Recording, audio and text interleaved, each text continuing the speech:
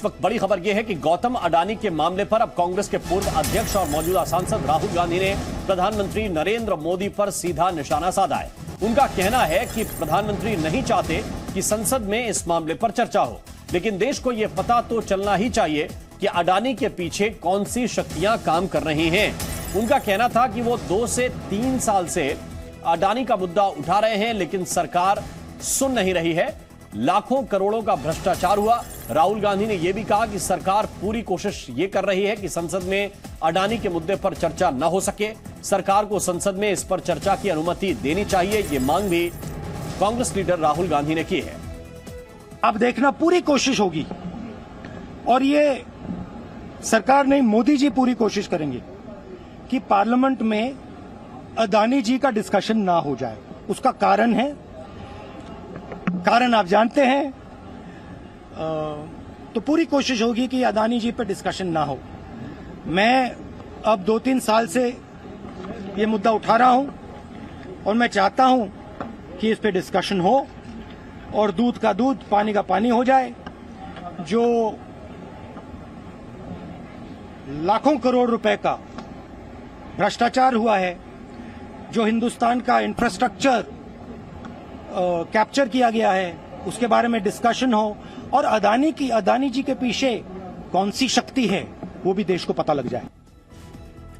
तो राहुल गांधी ये बात कह रहे हैं कि अडानी के पीछे कौन सी शक्ति है वो भी देश को पता तब चलेगा जब चर्चा होगी, लेकिन सरकार चर्चा से भाग रही है। रविंद्र कुमार इस वक्त हमारे साथ ज्यादा जानकारी के साथ जुड़े हुए हैं। रविंद्र, एक तो जरा ये बताइए कि क्या ये गतिरोध आने वाले दिनों में खत्म होता दिख रहा है? क्या कोई इसका रास्ता निकालने की कोशिश सरकार या विपक्ष के नेता संयुक्त रूप से कर रहे हैं, या इसी तरह से बात चलती रहेगी? क्योंकि राहुल गांधी का रुख बहुत साफ है कि हम तो चर्चा चाहते हैं कि सदन के अंदर चर्चा हो।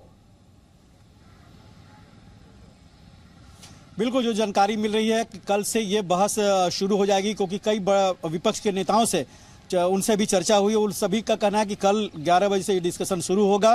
प्रधानमंत्री परसों दिन बोलेंगे और जिस तरह के राहुल गांधी का बयान आया है उसका 2 मतलब मान सकते हैं कि कांग्रेस बहस के लिए तैयार हो गई है और कांग्रेस के नेता के तौर पर राहुल गांधी इस बहस में पार्टिसिपेट कर सकते हैं। ये कहीं ना कहीं संकेत है।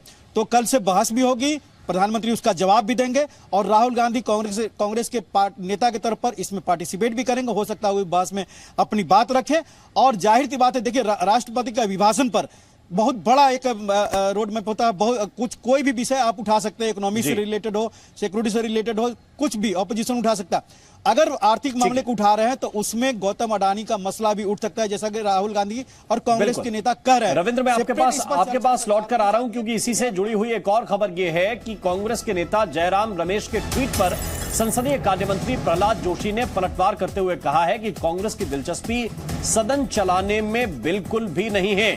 कांग्रेस तो संसद को चलने ही नहीं देना चाहती है। जयराम रमेश के ट्वीट पर पलटवार करते हुए संसदीय कार्य मंत्री प्रहलाद जोशी का कहना है कि कांग्रेस पार्टी संसद चलने देना नहीं चाहती है और इनकी दिलचस्पी सदन चलाने में बिल्कुल है नहीं।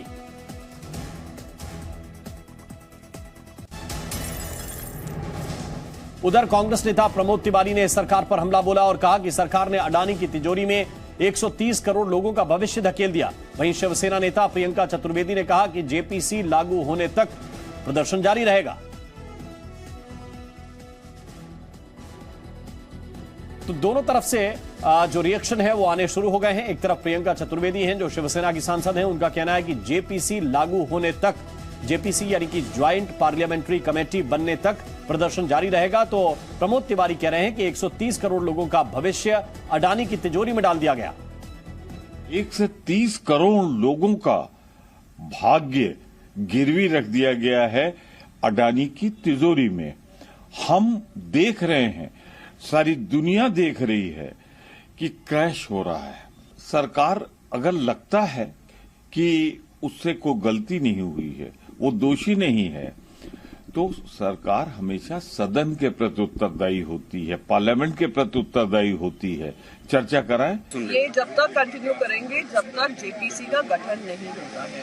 यहाँ पे बहुत गंभीर मुद्दे जनता के सामने आए हैं। ये एसबीआई एलआईसी का एक्सपोजर कम दिखाकर ये बताने की कोशिश करें ऑल इज वेल, पर ऑल इज नॉट वेल। तो ये क्यों ना शक के घेरे में आए कि ये क्यों अलाउ किया जा रहा था, क्यों अब तक हमारे एसएफआईओ चुप है, क्यों हमारा ईडी चुप है।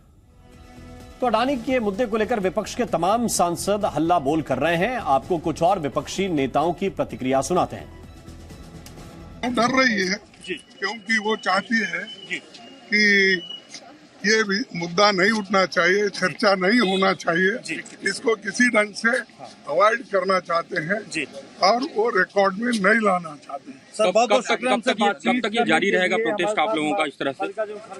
नहीं, अब तो everyday we are taking stock, क्योंकि हर पार्टी के लोगों को हम रोज इकट्ठा करके एक होके यूनाइटेडली फाइट कर रहे हैं। हम चाहते हैं कि ये जो जिस तरीके से शेयर खरीदे गए, अडानी के स्टेट बैंक ऑफ इंडिया का पैसा लगा, बड़े पैमाने पर LIC का उससे भी ज़्यादा लगा, और ये सार्वजनिक संस्थाएं जो है बंद होने के कगार पर है। किस तरीके से ये पैसा दिया गया, क्यों दिया गया, किन शर्तें थीं, किस तरह से लोगों ने फाइलों पर लिखा, अगर जांच JPC की होगी तो सारी चीज़ हिंदुस्तान के लोगों के और दुनिया भर के लोगों के सामने आएगी। राज्यसभा हो, लोकसभा हो, पार्लियामेंट है, और जो मामला देश के बारे में, देश को डुबाने वाला मामला जो सामने आया है, उसके ऊपर अभी हम सभी अपोजिशन एक साथ बैठेंगे। खरगे साहब जो लीडर ऑफ अपोजिशन है उनके चेंबर में, और आज के कार्रवाई में अपोजिशन क्या कर सकता है, क्या करने जा रहा है, उसका निर्णय होगा। लेकिन मुझे लगता है कि जब तक सरकार जवाब नहीं दे रही है इस मामले में, ज्वाइंट पार्लियामेंट्री कमेटी JPC की जो मांग है, वो मांग हमारी आगे जारी रहेगी।